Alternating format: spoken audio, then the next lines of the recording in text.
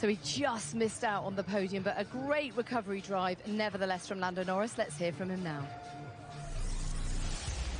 Lando, I can see from the colour in your cheeks and how much you gave that today. And on the radio, you said to the team, I gave you my all. Yeah, I'm pretty hot. Are you pleased, though, with that recovery drive, if that's what we can call it? Yeah, I think it's the best we could have done today. Of course, it's a shame to miss out on a podium. We were close. It's always hard to judge those things. And Charles drove a good race, a good first stint, gave himself that opportunity to have a decent set of tyres in the second half. And I think I only boxed 3-4 laps after, 5 laps after maybe. So not enough to get him. But yeah, I think I'm pleased on the whole. I make life tough for myself, especially when it's a race like that, So it would have been much easier, a lot more chill just to drive out the front. In some ways, it's a bit easier, so I got to help myself out a little bit and have better Saturdays. Are you surprised by the pace of the Red Bulls and the Ferraris now this weekend? I mean, as you say, not be able to catch Charles at the end and Max being up there. Nope. No. So is I it don't just know why us people that are so surprised. They're just as quick in quali in most sessions. They're just as quick as us in the race. People, just because we're quick in practice, people just keep coming up with all this crap. And no, I mean, they can keep doing what they want. We don't believe we're much ahead, as showed. I think probably Max was the quickest out there today if he didn't have that 5-second penalty. So we have work to do. People keep saying that we're the best, we're the quickest, blah, blah, blah. But it's just because we show a bit more pace in practice, and then we don't have anything left when it gets to quali. But that's our way of doing things. That's how we feel we optimise things. If we didn't do it that way, we'd be even further back. So, no, I'm happy with the work we're doing. People just need to recalibrate that we're not. We have a great car and probably the quickest on average for sure, but clearly not enough. What about Miami? We go there next. Is it going to be just as tight there? Are there any tracks you can look at where you can say, well, we think we actually can perform pretty well there and get the most out of it? I don't know. I think, we suffer on a track like this. We still suffer a lot with the DRS comparing to the other teams. We're not quick enough in the straights, which makes my life today especially tough. We've got no advantage on any other team. So, it's tricky, but there was plenty of races last year where we were in a similar boat and we were very quick, but we just got to be patient and keep working hard. The team are doing a great job and we're performing very well as a team. Of course, maybe a little bit less so on my side, but Oscar's doing a great job in showing where the car should be. So there's no reason to blame anything apart from say that I need to be up there too. Well done today, Dan. Thank you, Karina. It's the first time, actually, Lando's finished off the podium this season. Did you expect him to get Charles at the end there? I thought he did a lot better through the race than I expected, really. He was closing on Charles. I think Ferrari actually did a very good strategy with Leclerc. They've seen that the risk was going to be Lando Norris. They extended Leclerc's first stint way beyond anyone else who started on the medium. So the hard tyres were in a much better condition and give Leclerc the best chance of holding Norris off. So I don't know in the next few laps, I don't think Norris could have got him because the gap between them, in lap time, just didn't seem significant enough for Norris to take the position. He seems quite keen to shift the narrative that they are out and out the fastest car. He says they've still got a lot of work to do. I suppose that is the right mindset going into the rest of the season, isn't it? It is and it isn't. I think he's doing that to release a bit of pressure from himself. I think when everyone's saying you've got the fastest car, you should be winning every race, it's probably not always the best feeling as a driver, but if I was him, I'd harness that. I would think, actually, maybe I do have the fastest car, maybe that should mean that I should be outperforming expectations every weekend. So from my point of view, I think it is closer. I think Oscar, as we mentioned before, might have had a bit in reserve at the end, and if he'd started on pole and led from the first lap, it would have probably been a lot easier race for him. But that said, I think the way that Lando kind of downplays the car, I think is just showing him not wanting to let off that actually they should probably be dominating a little bit more. And as a driver, when you go back to a circuit where you've got your maiden win in Formula One in Miami, does that give you a bit of a boost? Do you go and spring in your step? I'm sure he's got a bit of confidence. I mean, his pace this weekend has been good. It was good in practice. If he didn't make the mistake in qualifying, I'm sure he would have pushed Oscar or Max very hard for pole. I don't think the pace is the problem. I think it's the execution and getting everything right throughout the whole weekend. Well, you're right, the pace isn't a problem because he got fastest lap. Now, you obviously dropped down a couple of places, but some good teamwork at the end there. Can you tell us about it? Yeah, I think we had honestly a very solid day overall. Had a clean first stint, managed to pull my gaps and dominate the first part of the race, the midfield. And then we had a bit of a slow pit stop that put us under a bit of stress. But after that, honestly, I had really good pace on the hard tires. I could feel comfortable. At one point, the team asked me to give the DRS to Alex to make sure that Hadjar was not overtaking him, and I did that, and I think it allowed us to score the maximum result for the team, which is for the first time, I think, in my Williams career. I think I managed to execute close to a perfect weekend, so it's happy days. Happy days indeed. Said yesterday you were going to pick your battles a little bit today. Did you feel like not fighting Norris or not fighting Hamilton was probably the best choice for the long run? They finished 25 seconds ahead. I think that could have been maybe if I could have pushed on the hard, I don't know, maybe more like 15 seconds instead of 25. But when you're 15 seconds behind, sooner or later that car passes you. And in Bahrain, I got a bit excited on those battles, and I took the pill and learned my lesson that until we don't have a car that is maybe 2 or 3 times faster per lap, these guys are probably very difficult to fight unless we are in a Monaco, Suzuka tracks where it's difficult to pass. I guess we spoke about it a little bit. We joked about it yesterday, that race energy, it's very difficult to pull yourself back from that situation. Today, when you're told to try and help Alex, to try and help the team, but you know you can go faster, internally as a driver, how difficult is that? It's easy now out of the car to say it was the right thing to do. Yeah. But in the car, how difficult a decision process is that for you to slow yourself? It's always an easy call from the people, to ask the driver to give the DRS to the other driver, especially on a track like Jeddah. You expose yourself to do a mistake and be overtaken by 2 cars, not only one, and we talked about it with Alex, so I knew Alex was not going to go and overtake me like that because he knew I was going to give him the DRS and he was warned on the radio. But you always feel less comfortable and less confident if the idea comes from the pit wall than when it comes from yourself.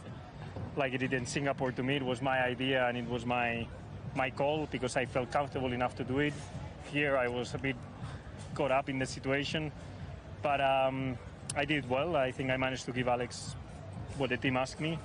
We brought home a double points finish, and there in the last lap I had a cheeky, very fast lap to show the pace that I had today, which I think it was very strong, so that's positive. Does it feel like a bit of a turning point for you with the team? You've bedded in now, and do you think this is track specific, or can you carry this positivity through to Miami? No, I think it's a good tendency. We saw it.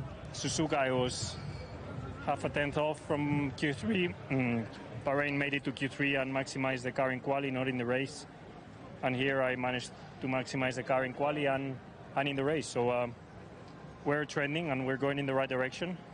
I'm sure there will be setbacks still along the way on my adaptation process. There will be tougher tracks for me and setup changes that I will fail and I'll get it wrong, and driving things that I'll still have to learn. But it's part of the adaptation process, and to be performing at the level that I am in race 5 with the team is already a very good sign. So we just need to keep going and keep knowing that these setbacks might still happen, but keep applying the philosophy that I have applied so far. Absolutely, and all the very best with it. Enjoy a little bit of a break. Yeah, bet you're looking forward to it, aren't you? Yeah, everyone is. Few days. I know it's been, especially mechanics and everyone in the team that get it a bit tougher than us deserve it, and I hope they can recover well and come back stronger. In where is it? Miami. Miami. Put a pin in the map. Thank you very much. Well done today, and thank you for your time. Okay, let's hear from Christian Horner now. He's with Karun. Christian, we heard both you and Max talking about the start and the penalty. I assume you don't think he deserved the 5 seconds, but was there any conversation around swapping, giving the place back, or was it a case of, like, let's try and break the 5 second gap? We had that sort of discussion with the race directors, obviously, before the race, through briefings and whatever else. And no, I mean, we have this notion of let them race. I don't know where Max was supposed to go at that first corner. We've lost the race by 2.6 seconds, so it's Yeah, it's tough. I think the most positive thing for us today, the pace was there. It was a very positive race. Congrats to Oscar. Disappointed not to get the win. I mean, I have to say, on Friday, it didn't look like you guys were in play. It looks like Max and the team have done a brilliant job turning it around. The pace was amazing in that first stint. Yeah, absolutely. I mean, we pulled a gap, and let's not forget, on Friday, McLaren had 1.2 seconds on everybody, I thought the pace in the car, Max was feeling comfortable out there, and he was pulling out the gap. We were trying to get the gap at the pit stop, even with the penalty, but it wasn't to be. So, good points, important points today. We're only 12 points off the lead of the championship. We've taken a few points out of Lando. So everything to play for. Going forward, is it about finding consistency? Because obviously Bahrain, you guys are further away. Japan, you were right on the pack. So it does seem sort of up and down depending on the layout of the circuit. Is that a fair statement, you think? Well, look, we know McLaren are very, very quick, but, last 3 races, 2 pole positions, a first, a second, and obviously Bahrain was tough for us. I mean, arguably, without that penalty, we would have won today as well. So a lot of positives to take, a lot of lessons, and we know we've got to improve. All right, enjoy the podium. Thank you. Hi, Max. Hi. Can I ask you, first of all, I know you're annoyed about the penalty. Just tell me your take on it. To be honest, I think any word towards that is just a waste of time for everyone. How's it different from the turn 12 in Austin with Lando when he was told to give the place back? We talked about it a lot, and last year, this year, different kind of rules. So that's also not the problem. But honestly, this is also not my problem, to be honest. I think the positive is that we had quite decent pace in the race. I was much happier on that medium as well, because honestly, I didn't expect that pace in the car, but it did show that. The changes that we made to the car from Friday to Saturday, they definitely helped a lot on tyre wear as well. So positives then, because you were able to, 1, put it on pole, and 2, you've ended up P2 in this race today. When you say the rules have changed, though, I have to ask you, when you say the rules have changed from last year, from what happened with Lando to now, what's changed, just so we can understand as well? Let's get the paperwork, honestly, live, whatever. I mean, it's all written down now, so... So will you appeal? Do you think you can go and appeal? Can you say No, it's not in my interest. The only thing that is in my interest is now looking forward to go home. All right, thank you, Max. Welcoming Martin Brundle to presentation. Good to see you. Did you enjoy that race? Loved it. Yeah, really good action, wasn't it? It was a one-stopper. They can be a bit tame sometimes, but incredible fighting, and the top 4, 9 seconds apart after all that. Let's just get your reaction to what both Max and Christian said. Christian said, were it not for the penalty, they would have won that race. Do you agree? If they'd have stayed in the lead with a bona fide first 2 corners, yes, I think he had a good chance of that. But I think Piastri, Oscar had some pace in hand, should he have needed it. I call these things live in commentary, as I see it. And I haven't changed my mind on that. Oscar got into the first corner, got into the first apex, and I have read the rules for 2025, and he had that corner. But if your rival wants to come off the brakes, and if you look, there's not a whole lot of steering lock going on, Max didn't really try to go around the outside. He'd lost that corner, and he should have tucked back in. I think the team should have handed the place straight back. I think it was obvious he was going to take a penalty for that. Then I think they might have had a chance to win the race, yes. Max, clearly not a happy chappy, but there's plenty of positives to take away from this weekend. When you consider the frustrations of Bahrain, the fact is he put it on pole, and he finished 2.8 seconds off Piastri, and frustrated and disappointed he didn't get a win. So things are looking better, surely.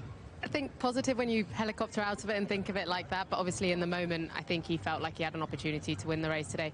If I was Max, the thing I'd be most frustrated about was my start, because he's on pole position and Oscar got a good car length and a half probably on him just in the start. So, and a lot of that was actually reaction time. So I think actually that's where the race started to unravel in the first place. It put him in a compromised position for turn 1. I agree with Martin's point of view in terms of what actually happened at turn 1, and then the race after that kind of unfolded as it did with the penalties. So in my opinion, I think they should be overall positive and head into Miami knowing they've got a chance to still fight for the championship. Yeah, they absolutely do. It's the first time, though, that Red Bull have been beaten at this track since 2021. With your hanging on at the end there, everything. You worked really hard for that podium as a team, and it came.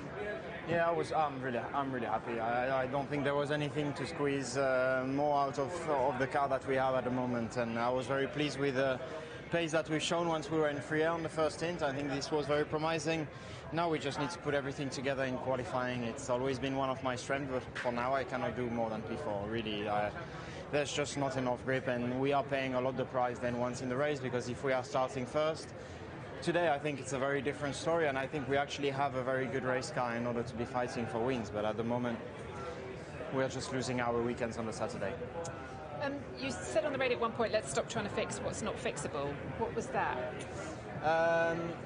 Turn 16. 16 was horrible in the first part of the race. I don't know why, it felt so bad, and I couldn't do anything. I was trying everything, but just the car was either understeering like crazy or oversteering like crazy, and I couldn't do anything. As soon as I got free, actually it got much better.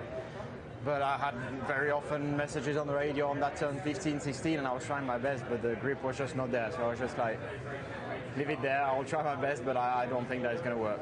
I might just only ask you very briefly. So you say the qualifying is where you're losing it at the moment. So how much can you change the car at the moment to suit qualifying, and you're at risk of losing some of this edge on Sunday if you do that? I don't think it's that easy, unfortunately. It's not like we are setting up the car better for the race than for quali, or that we are taking any compromises. We are just trying to make the car the fastest possible. But once we are in qualifying, that you are pushing to the limits, that there's a tire preparation also in the loop, then things are not clicking for us at the moment, and we need to try and find something. But I would say overall our strength is time management. What we are lacking is just downforce compared to the Red Bulls, compared to the McLaren, also compared to the Mercedes. And I think today we are a step better because the time management is really good, but we are still lacking the downforce that we were lacking yesterday. Thank you. Thanks. Fred, congratulations. Podium there for Charles. Was it? Did it look like a podium was on the cards at the start? Did you think at the pace in the second stint would be that strong? Yeah, but it's always difficult to predict the pace for the race, and as we didn't do the long stint on Friday, but I think it went pretty well. We were able to extend, to not push too much at the beginning, and to extend with the first stint, and everything went well. We are in the pace as Norris, the same pace as Norris at the end. He was with medium, but it's good, but it's...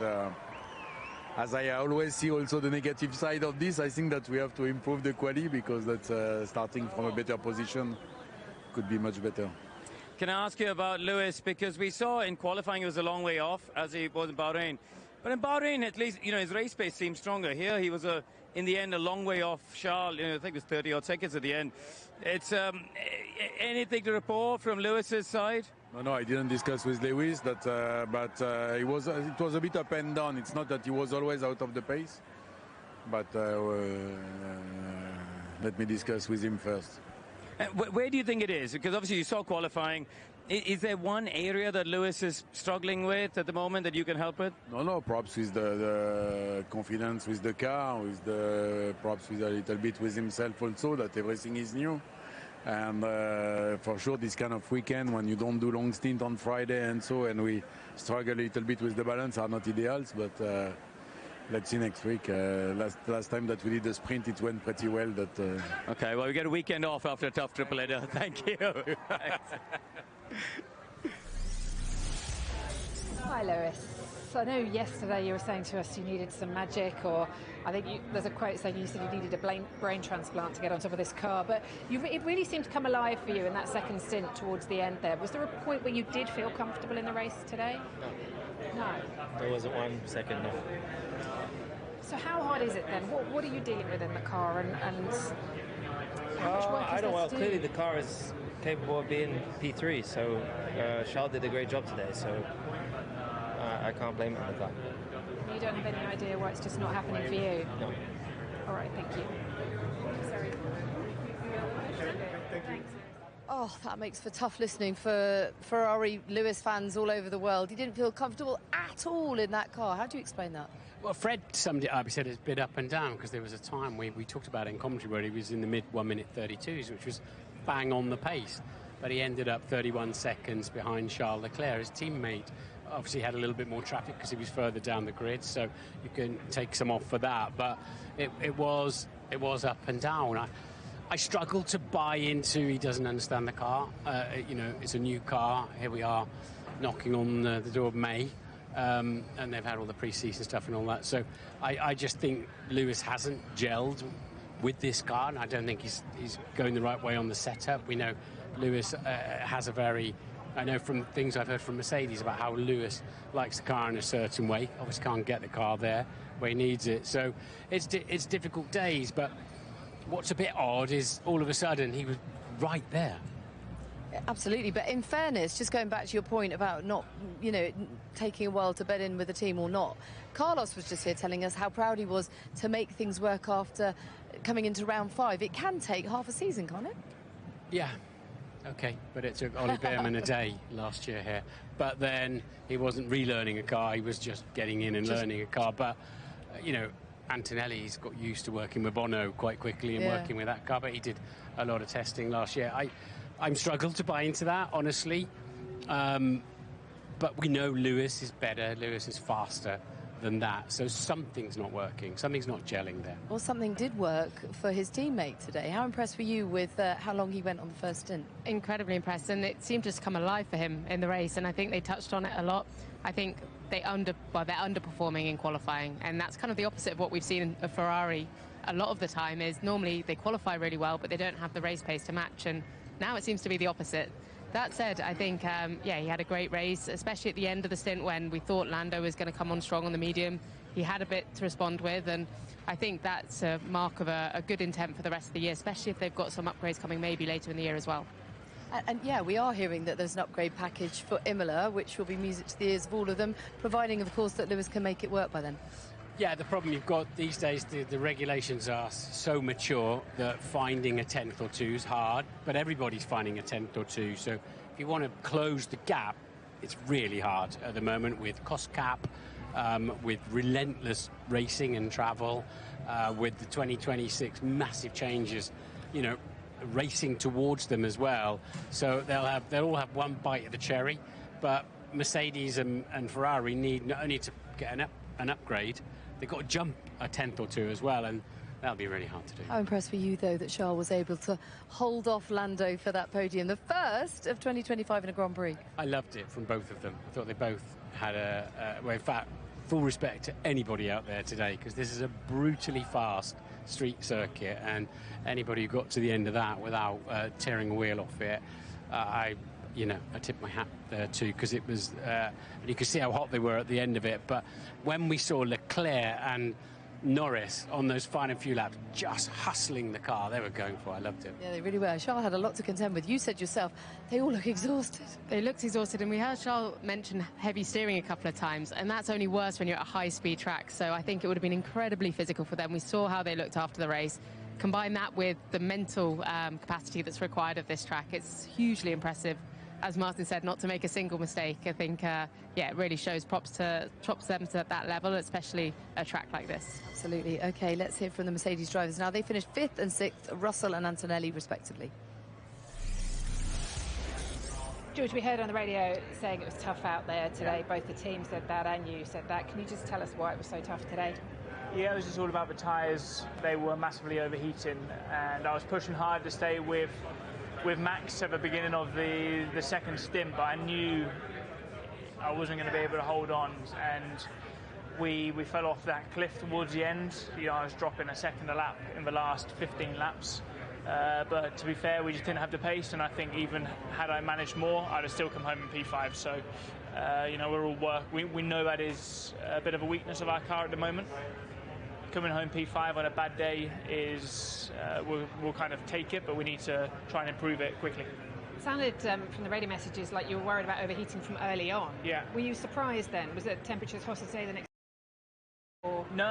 No, it's more about just how fast we're going through these corners, and for whatever reason we're generating more temperature than our rivals, and then suddenly, you get to a point and the tyres are like a balloon, and we had blistering on the front, blistering on the rear, and then suddenly you just have no grip from the tyre. So we need to understand why Bahrain was so positive, because that's also an overheating track, but a very different type of overheating to what you experience here in Jeddah. We probably had higher hopes for the race today. than we had for Bahrain, and it kind of turned out the opposite. So something we need to understand. Miami can also be very hot. Yeah. What are your thoughts looking ahead to that? I'm not too sure, to be honest. We know we're kind of in the mix for that podium position week in, week out. We're all, one step behind McLaren. So, we all need to improve if we want to fight for these victories. Thank you. Thank you very much. Well, you say not easy, Kimi. Just tell me how was that race for you today? Because it looked tough, and it looked like you and George in the end maximised everything you could, really. Well, I think at the end of the race, the pace on my side was pretty strong. The last 10-15 laps were actually pretty positive. The first stint I need to review because I was struggling with the balance and the front tire dropped quite easily, really easy, and very early on. So I had to pit quite a bit earlier compared to the others. And then, that said, I had to manage quite a lot more in the first half of the stint on hard. But then the last 10 laps, I was able to push again, and it was nice to see that the pace was up there. And definitely, now I have a week off and time to gather all the information in order to be back stronger. Well, he certainly deserves it. Good to have his dad there to hold him up after what was clearly a very physical race. It was a tough one, wasn't it? But the 6th place finish today takes him to 6th in the drivers, 38 points. So actually, Jamie, a decent weekend for Antonelli, but you sense from George that they wanted and expected more today. I think from George's side, they clearly didn't have the pace to battle with the top three, and he dropped back and had a bit of a lonely race in the end, and that's where that disappointment will come from. I think from Kimi's side, really positive as a whole. He's 7 seconds behind George, which, considering where he started, isn't bad at all. And this place is incredibly tough, incredibly physical, incredibly mental. Yes, he did brush the wall a couple of times, he got away with it, but still, to get through that race, I think he's going to take a huge amount of confidence from that. He's learning all the time, isn't he? I mean, he's been exposed to so many different conditions in just 5 races. Yeah, he got to the end of the Melbourne Grand Prix, which is one of the toughest I've commentated on from a driver's perspective. And again tonight, he looked hot, didn't he? That feeling when your core is so hot, you can't get away from your own body. All of your body hurts, and you want to step away from it, but you just can't. And the physicality of what was going on out there tonight. So, he's 18 years old. He'll grow into that. So I agree. I think he had a solid night out. George's car obviously burned its front tyres out, and he slipped away. I think he'll go home disappointed. Yeah, were you surprised by that? Because certainly talking to him before the race, he thought he was on for a podium today. Yeah, but at the same time, we were surprised how well the Ferrari went. Remember, they only have 2 sets of those hard compound tyres, so they don't try them out. So it's always a bit of a lottery, isn't it, when they go into the Grand Prix as to how they're going to work on with the individual cars. Very physical tonight, but actually there's no let-up when we get to Miami. Oiling there as well, just a different type of heat. Very hot, and also an incredibly tough race physically, because there's not loads of tyre degradation there either. Well, similar probably hit to here, maybe a little bit less, so they're pushing 100% every lap, and that's the thing that makes the difference. If you go for a run, for example, and you're running at 85-90% versus when you have to run at 100%, the difference is significant, and it's like that in the car as well. So when they don't have the tyre degradation, they're pushing a lot harder, and that's what you find at Miami. So another incredibly physical race. It's crazy here, because you think when the sun goes down it's going to get significantly cooler, and it doesn't. It just sort of feels closer and sweatier, doesn't it? It's more humid, yeah. I know I'm nearly 50 years older than Kimi, but I drove the Mercedes at Silverstone, like half the temperature of this, probably at 80% speed. My neck went in 3 laps, and I was jelly in 10. I mean, the physics, they're so relentless, these guys. They've got 1,000 horsepower, grip. You don't even think about shifting gear. You get a beep in your ear, and off you go. And they're just relentlessly good. And there's no letting up. And I'm not surprised they look hot and bothered. Still loved it, though, didn't you? Absolutely. Of course you did. And Oscar Piastri loved his night here. It's so tricky, especially in high speed. And as Yuki said, it's so tight, especially at that corner, and given the speed of the corner, I think racing incident in that one. Benny, welcome back. What did you make of that first lap incident, or incident, as Charles would say. I thought you were going to say as I would say, but yeah, I totally agree with Jamie. I think Jamie and Martin are the experts in that area, definitely. And it's unfortunate because that's an early end to the race, an early safety car which affected, we don't know how much it affected the medium and hard. We can never go back and replay it exactly without that. And then, maybe has a chance to prevent further incidents later on in the race as well. So. What do you think both of them were capable of today? Because actually there were signs throughout the weekend they might have a strong race. Yeah, certainly back end of the top 10. I think it would have spoiled perhaps Williams' day if Yuki had a clean run and Pierre maybe even 2. So I think it was a racing incident. Pierre was pushing his luck a bit but left space around the outside. Yuki pinched on the inside, understeers a bit, heavy on fuel, cold on front tyres. They met in the middle. I don't know what else you could do, and if they both backed out of it, you're not a racing driver. So I'm afraid these things happen on the first lap. That's why we start them all together. It's not a time trial, it's a race. Absolutely. Let's just have a quick look at this. We got these shots of Pierre a little earlier. So he just come back to the paddock and obviously keen to get a view on things with Karun. That skypad comes in handy, doesn't it? I think that's very difficult for drivers to come back and not have seen the incident and then straight away have to comment on the press. Yeah, I mean, looking at that's a different angle. I'm trying to steal a glance of the skypad there because that's the first time I've seen that. Yeah, I mean, it was marginal, the space Pierre left there. Let's have a quick word on Isaac Hadjar because he managed to tuck himself into the points. Quite a quiet race from him, but that will be great. Do wonders for his confidence, particularly after that crazy moment for him in Australia. He's actually had a decent run of results lately. Exactly. Since then, he's bounced back with phenomenal form. He's been able to kind of quietly go about executing his business, picking up points, and today was a great race. He went long initially and managed to sneak himself into the points, and then obviously was battling for the Williamses at the very end, and I think the teamwork from the two Williamses kept him at bay, I guess, but still to pick up a point for the Racing Bulls was a really impressive job. Yeah, Liam Lawson out-qualified him. He couldn't quite manage getting into the points today. How will Liam be feeling about his Racing Bulls career? Yeah, I think today was a bit of a recovery drive, really. To be right back with your teammate is the best you can expect. I think, interestingly, listening to Hadjar's radio, that's the most annoyed I've heard him on the radio when he was trying to get with the Williams, trying to figure out as a team how they were going to attack with those two Williams. So that was quite interesting. But yeah, Lawson's got to feel he's got to build up. He's come back to Williams in not the best mental state, we suspect, and he's got to slowly build back into it. And I think he's done okay. He also picked up a 10-second penalty, Lawson, at the end as well for, I think, going off track. I don't know if he had done it multiple times, we didn't see that many replays, but stuff like that, I think, is things that he has to avoid. Right, OK, good stuff. Right, Karun has caught up with the race winner, Oscar Piastri. Let's hear from him. Oscar, congratulations, your 5th Grand Prix victory. You're the first Australian lead the World Championship since your manager in 2010. How does that feel? I mean, I'm happy to be leading the championship, yes, but I'm more proud of the reasons why we're leading the championship. I think it's been a great start to the season. I think Melbourne, obviously the result wasn't exactly what I wanted, but I think even taking that out of the equation, every weekend has been more or less what I've wanted it to look like. And, I think that's why I'm leading the championship at the moment.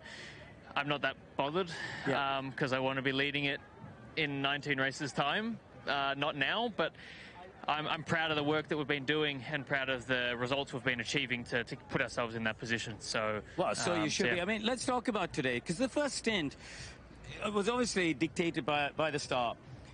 It was pretty predictable that if you were alongside Max on the inside, he was going to cross that runoff area, wasn't it?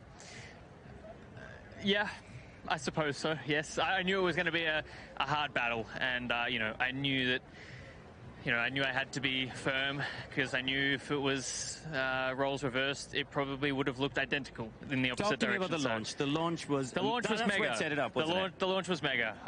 Got a really good jump, and then the drive out after that was mega as well. So that's what got us the race. It was not ideal having to sit in Max's dirty air for the first stint because at the end I had nothing. my tyres were dead. Were you surprised at his pace? Because he was pushing on.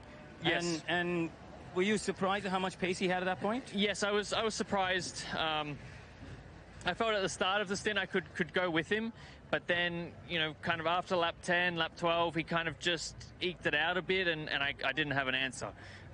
So that's kind of where we thought we'd be good in the stint, but yeah, just didn't quite have enough today. I think the dirty air really was a pain today. You know, even with the back markers, it made a big difference, and, you know, not just from a second back, from like 3 or 4 seconds back. So it really influenced the race a lot, and having that clean air in the second stint really helped us out.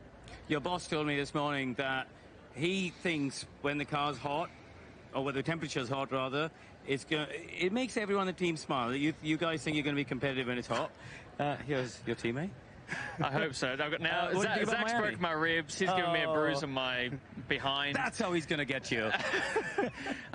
So what do you think about Miami? Because it's going to be roasting hot there. That's going to favour you guys, surely. I'm not unhappy that it's a day race. Yeah. You're still going to beat your teammate, obviously. I've still got to beat Lando. Yes, I know, but you know, I think every hot session we've had, we've looked good. So I think it's hard to not be encouraged by that. I think we still need to do all that